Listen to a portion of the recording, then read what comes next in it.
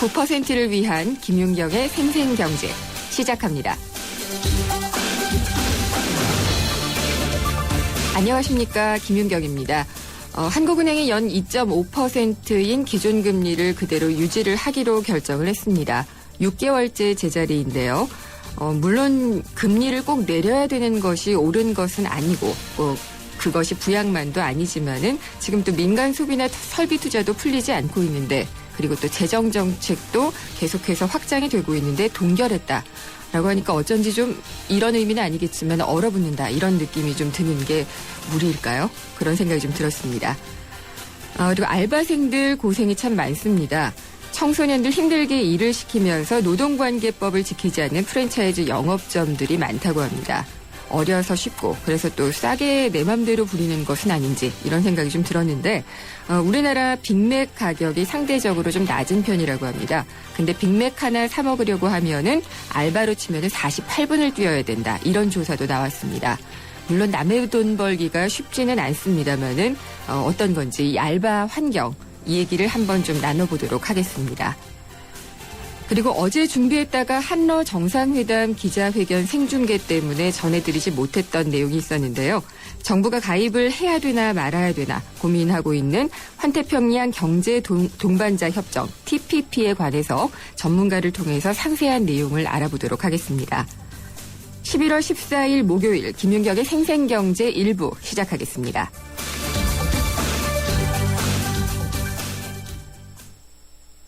튼튼한 타이어 들어간 금호 타이어 금호 튼튼한 타이어 들어간 금호 타이어 금호 언제나 오래오래 들어간 금호 타이어 튼튼한 트럭 타이어 금호 타이어 매장에서 신제품 RA50을 찾으세요. 우리 집에 홈보이가 찾아왔어요. 엄마에겐 오디오, 아빠에겐 TV, 아이에겐 동화. 홈보이 하나면 다 되니까 온 가족이 원하는 스마트한 선물. U+ 홈보이. U+ 매장에서 만나세요. 가입 문의 101.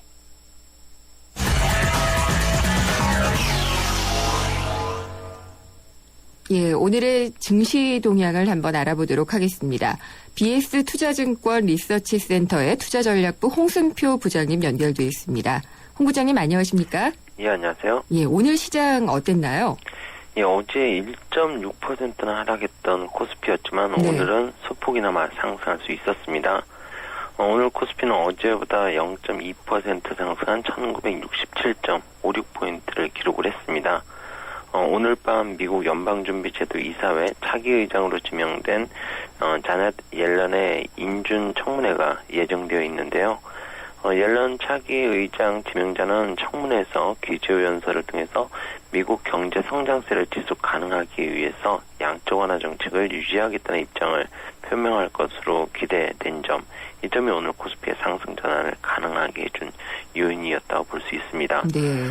그렇지만 미국발 유동성이 유지될 것이라는 기대감 속에서 개인만이 오늘 코스피에 대해서 1,500억 원 가까이 주식을 샀을 뿐이고요. 오늘도 외국인은 운송장비, 화학, 운수창고, 전기전자 등을 중심으로 600억 원 이상의 주식을 팔면서 구영업일제 팔자세를 이어갔습니다.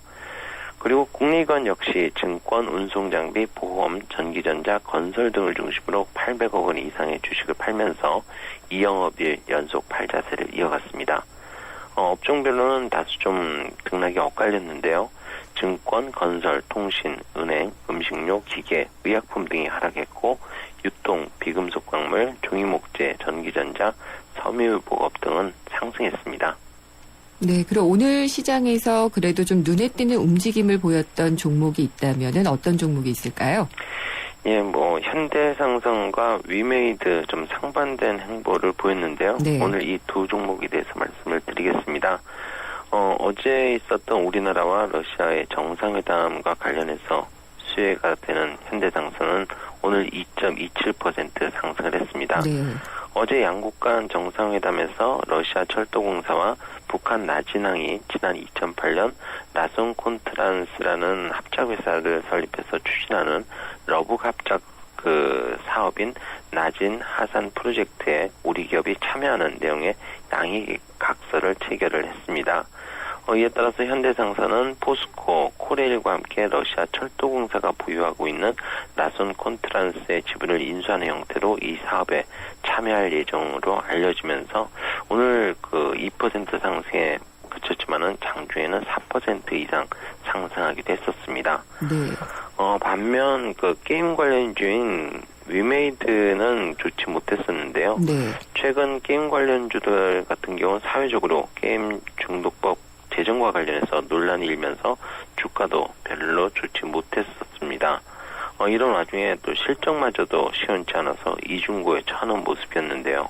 위메이드 오늘 주가 이런 모습을 그대로 보여줬습니다. 위메이드 같은 경우는 지난 3, 4분기 매출이 전분기보다 17% 감소했고요. 영업이익도 68% 줄어든 것으로 나타나면서 오늘 실적에 대한 실망감과 함께 2.37% 하락했습니다. 네. 그리고 또 오늘 금융주 공매도 허용 소식이 있었는데 금융주 업종 전체로는 좀 어떤 움직임을 보였나요? 예, 오늘 금융주들 특히 증권이라든지 그리고 은행과 관련해서 특히 은행 같은 경우는 최근에 실적에 대한 기대감도 상당히 좀 높아지는 그런 모습이었는데요. 네. 아무래도 좀 그 정책적인 그런 이슈로 인해서 증권, 은행, 금융업종들 상대적으로 좀 부진한 모습을 보여줬습니다. 정책적으로 그러면은 바로 충격을 좀 받은 것이라기보다는 실적에 대한 기대감이 선반영됐던 그런 것도 있다는 그런 말씀이시네요. 예, 아무래도 좀 심리적인 위축이 불가피했던 것으로 보입니다. 네. 지금 뭐 외국인도 계속 팔고 있고 여러 가지 이제 소식들에 따라서 움직이고 있는데요. 현 시점에서 투자 전략 어떻게 삼으면 좋을지 한번 좀 들려주시죠. 일단 그 코스피의 추가적인 상승을 위해서는 여전히 그 시각은 그 나라 밖으로 좀 돌릴 필요가 있어 보입니다. 네. 오늘 밤 같은 경우는 유로존에서는 3, 4분기 GDP 성장률 발표가 예정이 네. 되어 있고요. 또 앞서 말씀드린 것처럼 미국에서는 차기 연준 의장 지명자에 대한 인준 청문회가 예정이 되어 있습니다. 네. 일단 오늘 밤 발표될 유로존의 3, 4분기 GDP 성장률 전분기보다는 낮아질 것으로 예상이 되지만은 오히려 이런 부분들이 유럽 중앙은행의 경기 친화적인 통화 정책을 유지시켜주는 배경이 될 수 있기 때문에 시장에는 크게 부정적이지는 않을 것으로 예상이 되고요. 네. 특히 오늘 밤 예정된 미국 자넷 옐런 연준 차기 의장 지명자에 대한 인준 청문회를 통해서 양적 완화 정책 축소에 대한 우려감이 일정 부분 완화될 수 있을 것으로 기대된다는 점은 내일 코스피에 대한 어느 정도 추가적인 상승 가능성을 예상하게 할 수 있는 부분입니다. 네. 다만 기업 실적과 같은 내부 호재가 현재 코스피는 부재한 상태고요. 이에 따라서 코스피가 추가 상승을 시도하더라도 추가 상승폭은 상당히 좀 제한적일 수 있다는 점도 분명히 염두를 해둘 필요가 있어 보입니다. 네. 따라서 아직까지는 최근 하락폭이 좀 과대했던 중소형주 중심으로 좀 짧은 수익률 관점에서의 시장 대응, 좀 시장 참여를 제한할 필요가 있어 보입니다. 네. 나라박 얘기 많이 해주셨는데 오늘 유럽 성장률 그리고 또 자넷 옐런 차기 연준 의장 지명자에 대한 얘기는 이따 글로벌 경제 이슈 시간에도 자세히 짚어보도록 하겠습니다. 오늘 말씀 잘 들었습니다. 감사합니다. 예, 감사합니다. 예, BS 투자증권 리서치센터 투자전략부의 홍순표 부장이었습니다.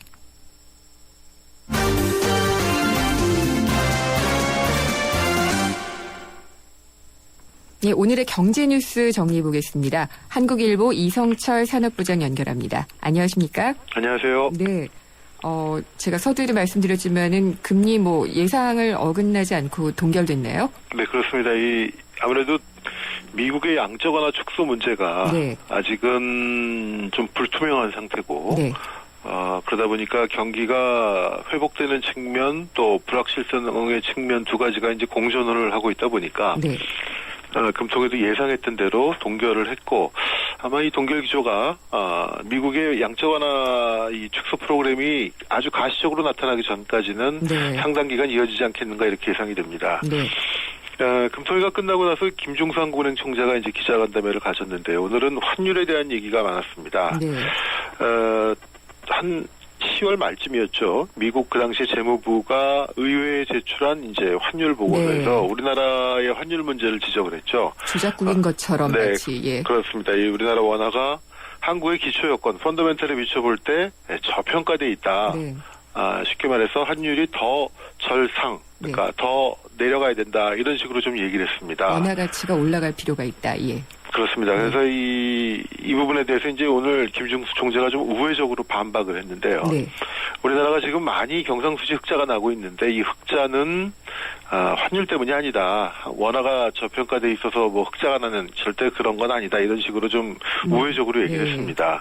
그 근거로 최근에 경상수지 흑자가 이 선진국을 통해서 온 거라기보다는 대부분 신흥경제권에서 온 거기 때문에 미국이나 유럽, 일본과는 오히려 우리나라 경상수지가 적자다. 환율 덕을 전혀 보고 있지 않다. 그렇게 얘기를 했습니다. 네. 그리고 환율 때문에 만약에 흑자가 났다면은 이것은 모든 산업에 적용이 돼야 될 텐데 지금 경상수지 흑자는 반도체라든가 휴대폰이라든가 자동차라든가 이런 몇몇 품목에 집중이 되어 있기 때문에 네. 환율로 인한 경상수지 흑자가 아니다. 이런 쪽으로 오늘 강하게 반박을 했습니다. 개인적으로는 좀 기시감이 느껴진다고 해야 될까요? 예전에 그 미국 이 보고서가 나오면 늘 중국하고 했던 그런 설전이 좀 떠오르는 그런 대목이 좀 있는 것 같아요. 그렇죠. 지금 뜬금없이 우리 원화는 꽤 절상이 됐는데 많이 됐죠. 예, 네. 지금 이걸 가지고 미국이 다시 또 이렇게 언급을 한 이유도 잘 모르겠고, 네. 뭐 아마 이 미국이 워낙 경상수지 적자가 많은 나라다 보니까 네. 주로 이제 그걸 걸고 넘어질 수 있는 부분이 다른 나라 환율이죠. 뭐, 그러니까 네. 미국 산업의 경쟁력이 나빠져서 이 적자가 나고 있다 이렇게 얘기하기 어려우니까 아마도 자꾸 이제 다른 나라 환율을 물고 늘어지는 그런 모습인 것 같습니다. 네. 걸고 넘어진다는 표현이 정말 잘 들어오는 그런 부분이 있었던 것 같고요. 그러면 좀 화제 바꿔서 게임 지금 중독 논란 때문에 뭐 여러 가지 트위터나 이런 데서도 얘기들이 많은데 네. 국제 게임 전시회가 개막을 했죠. 네. 우리나라에서 열리는 가장 큰 게임 전시회입니다. 그리고 네. 세계적으로도 이미 꽤 알려진 G스타라고 네. 오늘부터 부산 백스코에서 개막을 했고요. 그러니까 민간 주도로 원래 이제 정부에서 주도로 해다가 민간 주도로 바뀌어가지고 올해 이제 2년째를 맞는데 네. 32개 나라 512개 기업이 참가를 했습니다. 규모상으로 보면 사상 최대인데요. 네. 근데 문제는 이게 B2B관이 있고 B2C관이 있습니다. 네. 근데 이제 우리가 제일 관심을 갖는 B2C, 그러니까 실제로 게임들이겠죠, 이거는. 네. 장비가 아니라. 이 B2C 쪽은 오히려 이 부스가 작년보다 한 10% 이상 줄었다고 그럽니다. 특히 국내 게임 업체들은 거의 참가를 안 했고, 네. 대부분 그나마 해외 게임 업체들로 이런 메워진 양상이고, 그러다 보니까 이 G스타의 입장객 수, 네. 과거 작년 같은 경우는 뭐 엄청난 인파가 몰려가지고 뭐 좀 이 부산 국제영화제 뭐에 비견할 만하다 이런 얘기가 나올 정도였는데 오늘 모습은 좀 상대적으로 좀 썰렁한 모습을 보이지 않았나 이런 얘기가 지금 전해지고 있는데 아무래도 그 이유가 그렇습니다. 지금 계속되고 있는 이 게임 중독법 논란 그리고 네. 여러 가지 게임 규제 논란이 아마 이런 이 G스타 흥행에도 반영이 된 것이 아닌가 추정이 되는데 네. 뭐 아시는 것처럼 지금 뭐 굉장히 뜨겁죠. 이 새누리당 신의진 의원이 입법 발의한 법안의 내용을 보면 게임을 알코올, 마약, 도박과 함께 이제 4대 중독 물질로 이제 사실상 규정을 하는 그런 내용을 담고 있고 물론 이 법의 취지는 게임이 뭐 중독 물질이다 이거라기보다는 여기서 발생하는 중독을 좀 치료하기 위한 어떤 지원책, 규제책 이런 쪽에 초점이 맞춰져 있는데 어쨌든 게임업계 입장에서는 게임을 이 도박이나 마약하고 같은 반열로 놓고 있는 것 자체가 굉장히 불쾌하고 있을 수 없는 일이다 이렇게 주장을 하고 있고 이 법에 반대하는 지금 뭐 온라인 서명 운동이 그 30만 명에 육박할 정도로 지금 온라인상에서 뜨겁게 이루어지고 있는데 이 논란이 계속이 되다 보니까 결국 이런 G스타 이번 상당 부분 국내 게임 업체들이 약간 보이콧한 측면도 있습니다. 이 G스타 행사를. 그러다 보니까 열기가 식고 있는데 어쨌든 이 게임의 유해성이라는 측면하고 또 이 어떤 산업, 콘텐츠 산업으로서의 어떤 이 순기능적인 측면 이것을 잘 조화를 해야 될 것 같은데 아직은 그 접점을 찾지 못하는 그런 양상입니다. 예, 두 논란이 맞붙고 있는 것도 어떻게 보면 이게 정량적인 어떤 기준에 의한 것이라기보다는 굉장히 좀 감정적으로 맞붙고 있다 이런 생각도 좀 들기도 하고요. 다분히 있습니다. 다분히 있는데 이거 잘 찾아야 돼. 사실 물론 게임 때문에 굉장히 사회적인 문제가 생긴 건 분명한 사실이고요. 네. 하지만 또 그걸 강조하다 보면 게임이 우리나라 콘텐츠 수출 산업 중에 1위 품목인데 그렇죠. 그리고 게임이 만들어내는 부가가치나 고용 창출 효과도 결코 무시할 수가 없는 건데 네. 이런 산업적인 순기능을 저해시키면 또 안 되거든요. 그러니까 이 접점을 잘 찾아봐야 되는데 아직은 한쪽 서로의 입장만을 얘기하는 그런 모습을 보이고 있습니다. 네. 그리고 또 현오석 부총리가 요즘에는 좀 뭔가 작심을 한 듯한 발언을 좀 하고 있는 것 같은데 네. 파티는 끝났다 이런 말을 했던데 무슨 파티가 어떻게 끝났다는 건가요? 오늘 아침에 이 공공기관장들을 불러서 조창간담회를 열었습니다. 여기서 이 공공기관장들을 아주 호되게 질타를 했다고 합니다. 네. 파티는 끝났다. 냉정하게 현실을 직시해서 공공기관 문제의 어떤 해결책을 찾고자 한다 이렇게 얘기를 했다고 합니다. 네. 그러니까 공공기관이 늘 얘기 나오는 것처럼 뭐 신의 직장, 또 수익성은 안 나면서 방만한 경영, 네. 뭐 이런 것 때문에 늘 논란이 되고 국정감사에서도 항상 지적이 됐는데 그 부분에 대한 이제 지적입니다. 현 부총리는 이 기업이 위기 상황으로 치닫고 있는데도 이 공공기관 임직원들은 안정된 신분과 높은 보수, 복리후생을 누리고 있다. 일부는 고용을 세습하고 비리 퇴직자에게 퇴직금까지 과다 지급하고 있다. 네. 그런데도 공공기관이 사태의 심각성을 깨닫지 못하고 각계의 공분을 사고 있고 네. 국정감사에서 아무리 지적이 돼봤자 전혀 고쳐지는 것이 없어서 자괴감이 든다. 이렇게 얘기를 했습니다. 제 기억에 아마 현 부총리 취임 이후 가장 강한 예. 질타, 가장 강한 멘트가 나온 게 아닌가 싶기도 저도 한데. 그런 생각이 좀 들더라고요. 예, 상당히 이분 부드러운 분이시고, 예. 좀 심하게 얘기하면 그래서 존재감이 없다 이런 네. 얘기도 많이 들었는데, 네. 오늘은 작심을 하고 무슨 네. 배경인지는 모르겠으나, 작심하고 아무튼 공공기관장들을 불러다가 호되게 야단을 쳤습니다. 그럴 때가 좀 되지 않았나 이런 생각도 저는 좀 들더라고요. 그러게요. 뭐 예. 존재감 때문에 그런 거지. 물론 네. 공공기관 문제가 이 방만 경영의 문제가 어제 오늘의 문제가 아니고 네. 사실 국민의 공분을 사야 될 시급한 문제인 건 분명한 사실인데 네. 왜 이 시점에 이 얘기를 이렇게 강하게 하셨을까? 여러 가지 또 네. 얘기가 뒷얘기가 나올 수도 있는 대목이 아닌가 싶습니다. 바람대로 좀 뭔가가 바람직하게 흘러갈 수가 있다 이러면 좋겠고요. 네. 근데 또 그런 맥락에서 보면은 무디스도 오늘 또 공기업에 대해서 지적을 한 부분이 있더라고요. 예, 같은 맥락의 얘기인데요. 예. 오늘 국제신용평가기관인 무디스가 한국의 공기업 부채 문제가 결국 우리나라의 신용등급 상승을 가로막는 요인이다 이렇게 지적을 했습니다. 네. 톰 번 무디스 부사장이 오늘 우리나라에서 열린 연례 컨퍼런스에 참석해가지고 한국의 재정 건전성이 우수한 덕분에 이 AA3 등급을 받고 있고 또 안정적인 등급 전망이 유지되고 있지만 결국은 공기업 부채 문제 또 가계 부채 문제가 네. 이런 신용등급에 제약이 되고 있다. 또 지난 몇 년간 대규모 투자가 공공기관에서 이루어졌고 그렇기 때문에 공기업 부채가 많이 늘어났는데 이런 부분에 대한 채무적인 요소가 고려되지 않으면은 한국의 신용등급 개선은 어렵다 이런 취지로 오늘 얘기를 했다고 합니다. 네, 오늘 말씀 잘 들었습니다. 네, 감사합니다. 네. 한국일보 이성철 산업부장이었습니다. 요정 씨, 어떤 보험 드셨어요? 전 MG 새마을금고보험이죠. 짝짝짝 발짝 행복한 보험. 짝짝짝 바짝 가까운 보험. 짝짝짝 깜짝 놀라운 보험. 한국인의 행복 단짝. 메이크 굿 MG 새마을금고보험. 달리고 싶은 유럽 탑10 개표 결과입니다. 프라하 스쿠터 투어가 선전을 한 가운데 알프스 산악열차를 제치고 1위는 압도적인데요. 내가 사랑한 유럽 탑10. 투표 결과는 travel.koreaneer.com에서. 대한항공 유럽 11개 도시 최다 노선 운항. Excellence in flight. Korean Air. 네, 생생경제 1부 함께 있습니다. 잠시 후 2부에서 뵙겠습니다. 우리 동네가 활짝. 우리 모두가 활짝. 도시 한가운데 안 쓰던 공간을 활용해서 짓는 친환경 복합 주거타운. 행복주택이 찾아갑니다. 직장은 훨씬 가까워지고 신혼부부나 대학생에겐 집값 부담이 줄어들고 모두가 신나고 활기찬 우리 동네. 기대하세요. 당신의 가장 가까운 곳으로 행복주택이 찾아옵니다. 행복이 활짝. 이 캠페인은 국토교통부와 LH, 코레일, 한국철도시설공단이 함께합니다.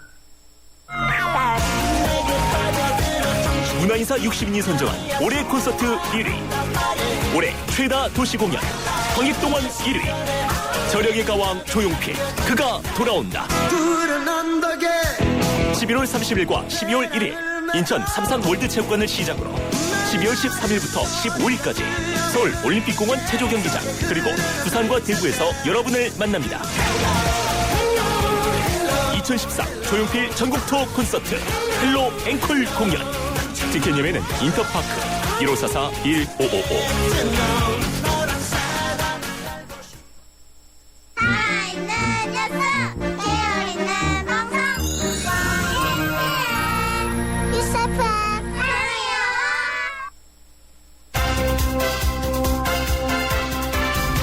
문제는 경제다. 경제를 풀어봅니다. 생생경제.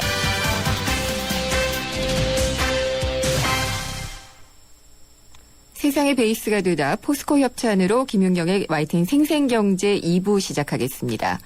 생생경제에 직접 참여하실 수가 있는데요. YTN 라디오의 새로운 앱 예스 또는 짧은 문자는 50원 또 긴 문자는 100원이 부과되는 휴대전화 우물정의 0945번 트위터로도 참여를 하실 수가 있습니다. YTN 이코노미 그리고 웹사이트 김윤경의 YTN 생생경제로 의견 보내주시면은 저희들이 반영을 해서 여러 가지로 알아보도록 하겠습니다. 안녕하십니까. IBK 홍보대사 송혜입니다. IBK 기업은행은 대한민국 국민 모두가 거래할 수 있는 은행입니다. 국민 여러분, 기업은행에 예금하면 기업을 살립니다. 그리고 기업이 살아야 일자리가 늘어납니다. 참 좋은 은행, IBK 기업은행. 현대증권이기에 가능한 혜택. 스마트 이블로 한 달에 한 번 스마트폰 주식 거래를 한다. 통신비를 받는다. 금융상품 거래를 한다. 평가 금액에 따라 통신비 혜택을 더 받는다. 2013년엔 쭉 모두 모아 통신비 이벤트. 자세한 내용은 홈페이지에 에이버 현대증권. 투자 손실에 유의하세요. 나랑 결혼해줄래? 내 속까지 폴 스테인리스로 건강하고 깨끗하게 지켜주고 아껴주고 싶으니까 쿠쿠 풀 스테인리스 2.0 에코. 매일 너와 쿠쿠하고 싶어. 쿠쿠. 생생경제. 요즘 카페나 또 여러 식당이나 이런 곳들 가보면은 거의 10대밖에 안 보이는 청소년 아르바이트생들이 꽤 많습니다. 요즘에는 줄여서 알바생이라는 말이 그냥 공식 용어로 쓰이고 있는 것 같은데 이런 청소년 알바생들이 정말 어린데도 열심히 또 일하는 것을 보면은 어려서부터 또 밥벌이의 고단함을 직접 체험을 하고 있구나 이런 점이 안쓰럽기도 하지만 또 대견한 측면도 있고요. 그런데 고용노동부에서 청소년들의 고용 실태를 조사를 해봤더니 일부 유명 프랜차이즈 업체, 우리가 대부분 많이 들르는 그런 곳들인데요. 청소년들을 알바생으로 하면서 고용을 하면서 노동관계법을 거의 지키지 않았다. 이런 조사 결과가 나왔습니다. 이 내용 어떤 내용인지 알바노조의 구교현 위원장과 함께 자세히 좀 얘기를 나눠보도록 하겠습니다. 구 위원장님 안녕하십니까? 네, 안녕하세요. 네. 전혀 아니었지만은 그때 생생경제에서 알바 노동자들을 위한 이 알바노조가 탄생을 했을 때 인터뷰를 하셨었는데 알바노조 이렇게 여쭤봐도 될지 모르겠어요. 잘 운영되고 있느냐라고 여쭤보면은 민원이 많다고 별로 좋은 것 같지는 않을 텐데 어떠신가요? 네네, 잘 되고 있고요. 네. 저희 처음 2달 전에 시작했을 땐 10명이 시작했는데 네. 지금은 한 140명 정도로 좀 꽤 많이 늘었네요. 있고요. 네. 그리고 광주나 부산, 울산 등 이런 지역에서도 좀 이런 활동을 하시는 분들이 생겼습니다. 네. 네, 그래서 조금씩 커져나가고 있습니다. 예. 그래서 대학생이라든지 또 위원장님 정도 되는 나이라든지 이런다면은 이제 노조라는 것에 대해서 어느 정도 알게 되기는 할 텐데 청소년 알바생들 같은 경우에는 이게 잘 모르는 경우가 많이 있잖아요. 노조라는 게 있나 이런 것도 좀 모르면서 일을 하고 있는 경우가 많다고 하는데 지금 맞습니다. 보셨겠지만 고용노동부 조사 결과 조금 충격적이라고 얘기를 해야 될까요? 그렇던데 맞습니다. 네. 진짜 그런 처우를 받고 있나요? 그렇죠.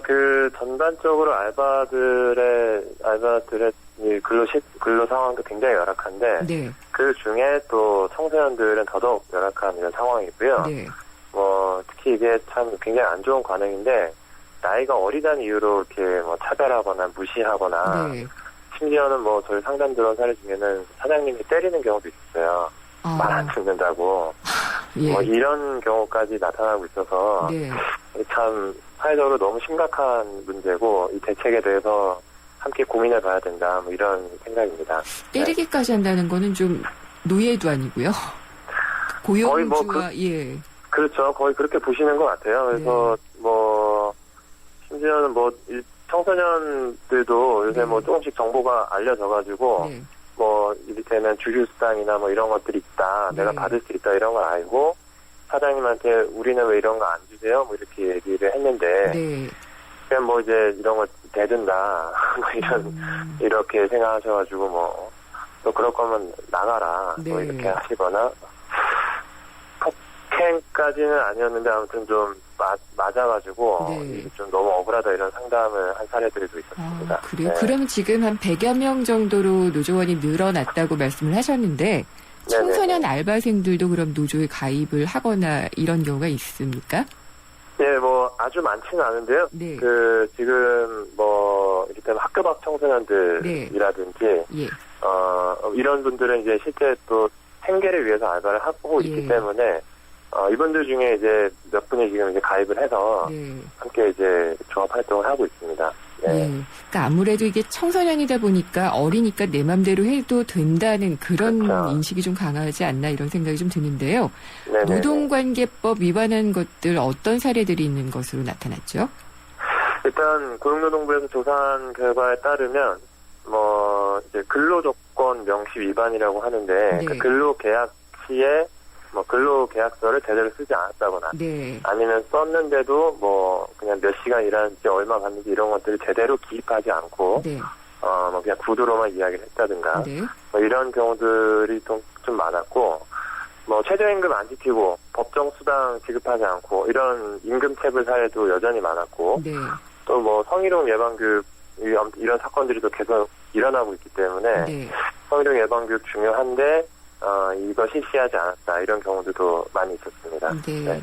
이게 정말 시정 안 되는 부분인 것 같아요. 예. 맞습니다. 네. 근데 이게 이제 보통 아르바이트를 하더라도 이름을 알만한 곳이다, 좀 유명한 곳이다, 그러면은 조금 더 낫겠지 이런 사회적인 인식이 있잖아요. 근데 이런 우리가 많이 가는 커피, 도너츠 이런 데 파는 프랜차이즈 가맹점에서 법을 어긴 곳이 10곳 중에 9곳이다. 이런 또 통계가 나왔더라고요.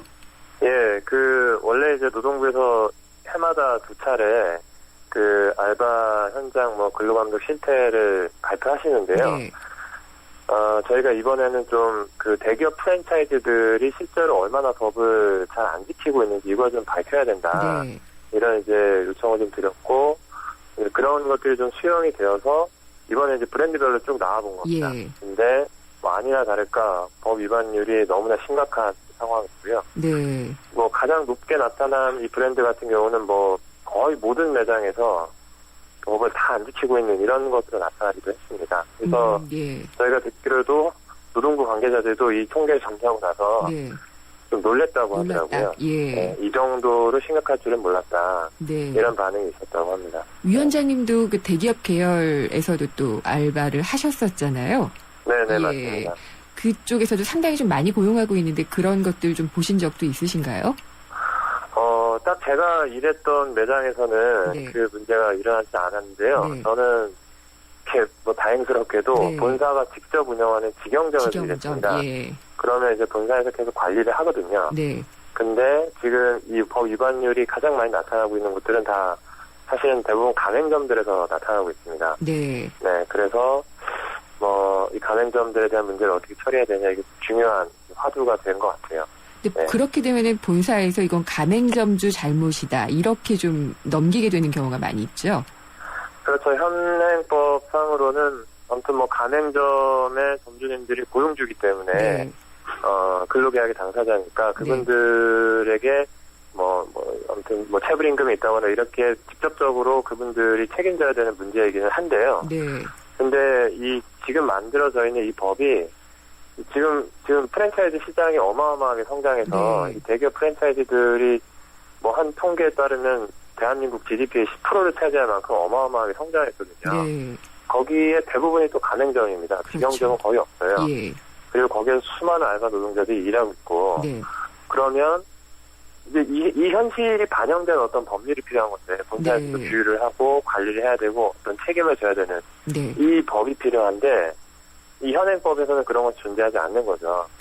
프랜차이즈 그래서- 업체들도 스마트하지 않은 것 같은 게 이렇게 가맹점주한테 넘긴다고 해서 네네네. 이게 이런 문제가 계속 불거지게 되면은 결국 브랜드에 먹칠을 하는 셈이잖아요. 그렇죠. 예. 그래서 또 그 실제로 뭐 최근에 그 햄버거 네. 판매하는 이 가게 매장에서 네.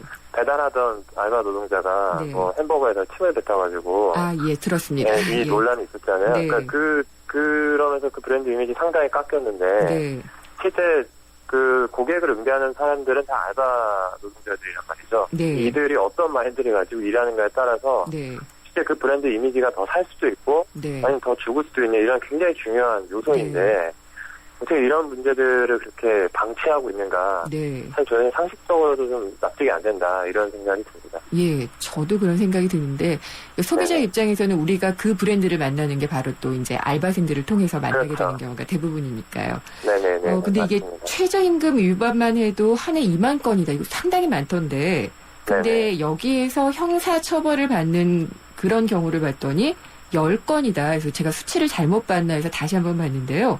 아니 네네. 이게 어떻게 왜 이런 식으로 나타나는지 이것도 좀 궁금하더라고요. 네. 저희도 참 궁금한데요. 네. 실제 최저임금 위반뿐만 아니라 근로계약서, 네. 미작성, 그리고 이 법정수당 미지급, 휴게시간 미부당, 이런 것들도 하나하나 다 처벌 조항이 있습니다. 예. 근로계약서를 쓰지 않아도 500만 원 이하의 벌금을 내게 돼 있거든요. 네. 체불임금 같은 경우는 사실 좀 센데, 네. 이게 3년 이하의 징역, 2천만 원 이하의 벌금 이렇게 돼 있어요. 네. 근데 이게 완전히 성관망이입니다. 노동부에서 예. 실제 적발을 하는데, 네. 하나도 처벌하지 않습니다. 처벌로 이어지지 않는 그 고리를 한번 좀 알아봐야겠네요. 그렇습니다. 예. 그거는 아무튼 좀 파헤쳐봐야 될 것 같은데요. 예. 저희도 이 국회 국정감사 기간에 네. 그 의원실을 통해서 아무튼 노동부가 실제 어떻게 하고 있는지를 한번 간접적으로 봤는데 네. 처벌을 안 하더라고요. 그 근로감독관들 직무 규정에도 보면 네. 며칠 시정 기한을 주고 그렇지 않으면 즉시 처벌, 네. 검찰 고발 이렇게 다 매뉴얼이 되어 있는데 네. 왜 이게 연결이 안 되는가? 네. 그냥 이게 지금 노동부에서도 알바는 어쩔 수 없지 이런 생각을 혹시 가지고 네. 그냥 봐주고 있는 게 아니냐 그렇다면 이런 문제가 크죠. 의구심까지 들게 하고 예. 있습니다. 위원장님께서 꼭 이 부분도 해결을 해주실 수 있으면 좋겠네요. 그러니까 어디까지가 처벌 대상인데 안 되었는지 이런 이유들이 좀 밝혀졌으면 하는 그런 바람을 좀 갖고 있고요. 맞습니다. 네네네. 그러니까 이제 그렇게 되니까 규제가 너무 뭐랄까요? 그러니까 형식적으로만 있으니까 그냥 네네. 대충 부리고 말지 이런 생각이 더 만연할 수 있지 않나 이런 생각이 좀 들고요. 맞습니다. 그래서 좀 더 좀 엄격한, 그러니까 조사보다는 이제는 진짜 실질적인 규제가 좀 필요하다 이런 생각이 좀 드는데. 그러니까 맞습니다. 이렇게 되면 노동자들은 내가 알바하다가 내가 억울한데 에이 그냥 분풀이로 그냥 그만둬 버리자 이렇게 할 수밖에 없으니까요. 그렇죠. 예. 네. 고용노동부 그래서- 같은 경우 이번에 좀 어떤 네네. 다른 대응책 같은 것들을 좀 얘기를 한 게 있나요? 두 가지 정도는 기존과 좀 다른 입장은 있는데요. 네. 이를테면 실태 조사를 좀 강화하겠다. 그리고 처벌 수위를 좀 높이겠다. 이런 얘기는 있는데 네. 그것도 좀 구체적인 계획으로 제시되질 않았습니다. 방침만 있는 그래서- 거군요.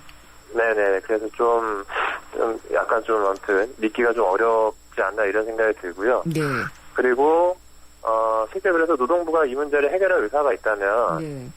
계속 말씀드린 대로 법 위반 사항들은 즉시 처벌을 해야 되고 네. 그리고 실제 앞서 말씀드린 바와 같이 이렇게 프랜차이즈 시장이 거대하게 성장해 있고 네. 거기에 알바 노동자들이 있고 이런 조건을 반영된 네. 법률 개정 작업도 네. 적극적으로 펼쳐야 된다. 그냥 노동부에서 근로계약서 쓰세요. 이렇게 그냥 캠페인만 하고 안 되겠죠. 이렇게 해서는 예. 이 구조가 바뀌지 않는다. 네. 이 구조를 바뀌기 위한 제도 개선을 노동부가 직접 고민해야 된다 이런 네. 생각을 하고 있습니다. 구체적인 어떤 조치나 이런 것들로 이어졌으면 좋겠고 또 네네. 청소년을 포함한 모든 알바 하시는 분들이 이런 내용들도 네네. 좀 잘 알았으면 하는 그런 바람 가져봅니다. 의미 있는 맞습니다. 일 하시는데 상당히 좀 감사드립니다. 아, 네네. 예, 오늘 감사합니다. 말씀도 잘 들었습니다. 네, 고맙습니다. 예, 알바노조의 구교연 위원장이었습니다.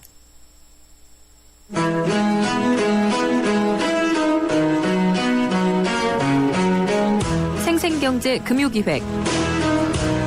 이번 주 금요일에는 취득세 인하 조치에도 불구하고 별다른 반응을 보이고 있지 않은 부동산 시장을 전격 진단합니다. 11월 정기국회 통과를 기다리는 부동산법들의 핵심과 시장 정상화를 위한 후속 조치는 무엇이어야 할까?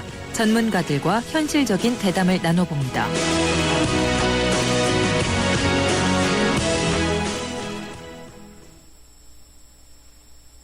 네, 전 세계 흐름 짚어보는 글로벌 경제 이슈 시간입니다.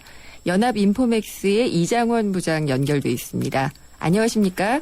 네, 안녕하십니까? 네, 앞서 저희도 전해드렸는데 오늘 밤 제닛 옐런 연준 의장 지명자죠. 청문회가 있는데 어떤 네. 내용들이 어떻게 나올지 좀 많이들 관심을 갖고 있어요.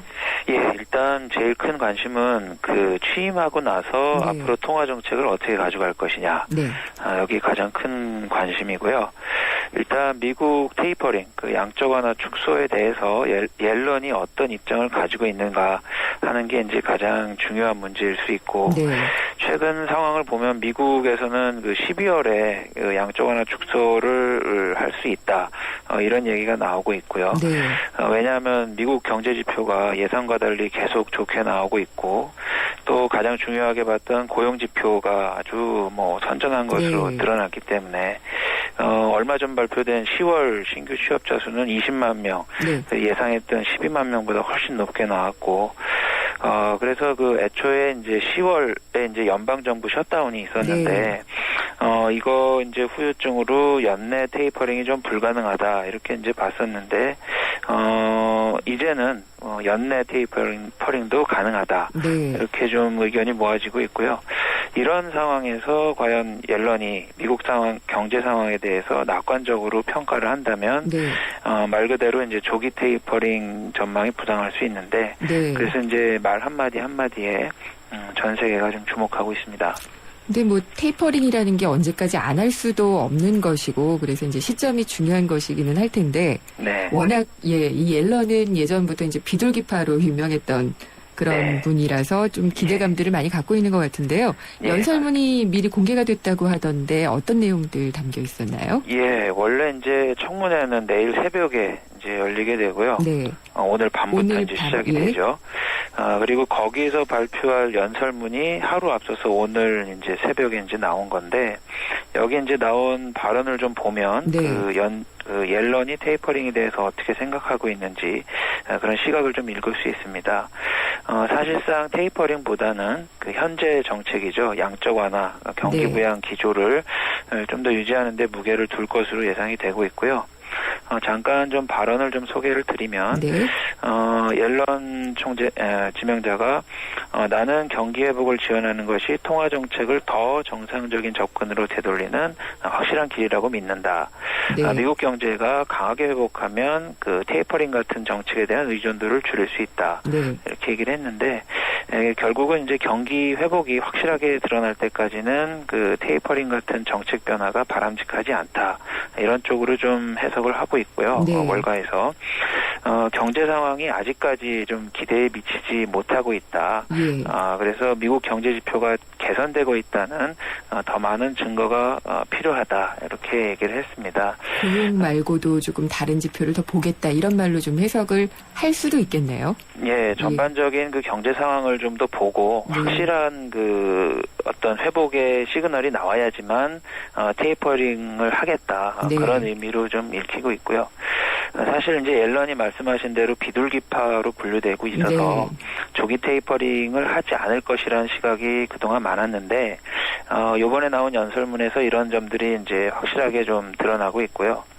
옐런이 내년 1월에 취임인데 그 취임하고 나서 한동안은 좀 현재 정책을 유지하면서 관망하지 않겠느냐. 네. 그런 좀 관측이 나오고 있습니다. 좋게 해석하자면은 무리한 테이퍼링을 조기에 실시하지는 않을 것이다.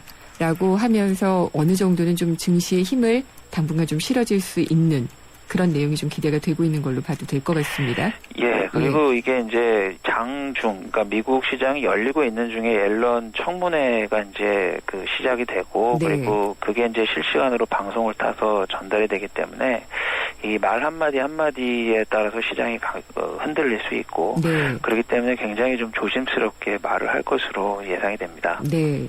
자신의 한마디가 또 굉장히 중요하다는 걸 알고 있을 테고요, 분명하게. 네, 맞습니다. 근데 이게 또 지금 취임을 위해서는 상원에서 인준을 받아야지 되는 그런 상황인데요. 네. 지금 항상 우리나라 정치권도 그렇지만 미국 정치권도 항상 치고받고 네. 그렇게 의견 대립이 많아서 네. 무난하게 인준을 받겠느냐 이런 좀 그 우려 섞인 전망들도 있는 것 같아요. 예, 뭐 그렇게 볼 수 있는데 이게 총론적으로 좀 보면 네. 그 무리 없이 뭐 가지 않겠느냐 이런 네. 전망이 좀 힘을 얻고 있고요. 네. 공화당 쪽에서 일부 의원들이 그 옐런을 좀 지지하는 네. 그런 입장이고 옐런을 반대하는 의원들도 뭐 적극적으로 이렇게 반대하겠다 이런 상황은 네. 아니고 또 민주당에서는 찬성 입장이 많기 때문에 네. 결국은 좀 무난히 가지 않겠느냐 그런 예상이 있고요. 네.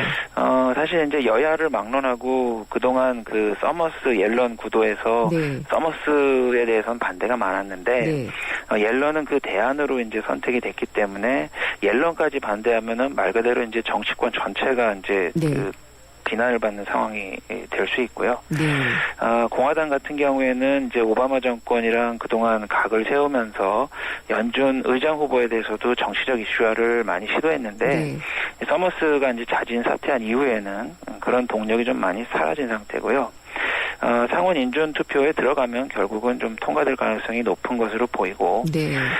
일단 상임위원회, 그 상원은행위원회에서 과반수 표결을 통과해야 되는데, 현재 22명 중에서 민주당이 과반 이상인 12명, 을 이제 차지하고 네. 있어서 무난히 좀 통과할 것으로 보이고요. 상원 전체도 이제 60표를 얻어야 되는데 민주당이 55석, 그래서 네. 5석만 공화당에서 가져오면 되기 때문에 큰 어려움은 없을 것으로 올해 예상이 되고 있습니다. 네. 근데 공화당에서도 특별히 반대를 할 만한 뚜렷한 논리도 없는 것 같고요. 예, 그동안 반대했던 게 이제 서머스에 대한 그 네. 정책에 대한 반대였기 때문에 서머스랑 옐런은 좀 정책 자체가 좀 다르기 때문에 말씀하신 대로 명분이 크지 않은 상황입니다. 네.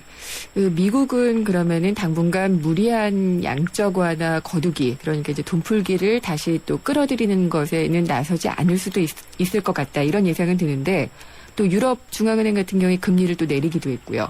지금 여러 가지로 미국이 어떤 선택을 하느냐, 그리고 유럽이 어떤 선택을 하느냐 이런 것들에 따라서 상당히 좀 주목이 돼 있는 상태잖아요. 예, 그렇습니다. 일단 그 전 세계적인 흐름이 그 중앙은행을 이용해서 돈을 풀어서 경기를 부양한다. 네. 이게 이제 미국부터 시작을 해서 유럽, 일본, 영국 많은 선진국들이 이런 미국 모델을 많이 따라했고요. 네. 뭐 일본 같은 경우에는 이제 아베노믹스를 네. 발판으로 해서 뭐 경제 회복을 꿈꾸고 있는데 이게 이제 엔화를 풀어서 경제를 살리는 거고 네. 이게 중앙은행 총재까지 바꿔가면서 일본이 이걸 했고 그렇죠.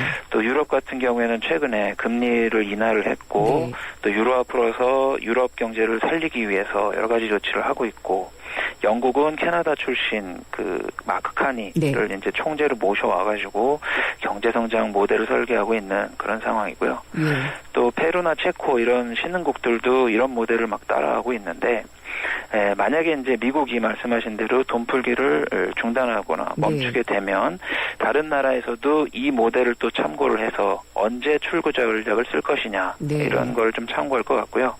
미국이 뭐 출구 전략을 쓸 때 예를 들어 실업률 몇 %일 때 출구 전략을 네. 한다. 성장률이 얼마일 때 간다. 물가는 얼마일 때 간다. 이런 것들을 이제 계속 그 시뮬레이션을 돌려가면서 이제 하게 될 텐데 네. 다른 나라 지금 양적완을 하고 있는 뭐 일본이나 유럽 같은 나라들도 이런 모델을 좀 보면서 참고하지 않을까.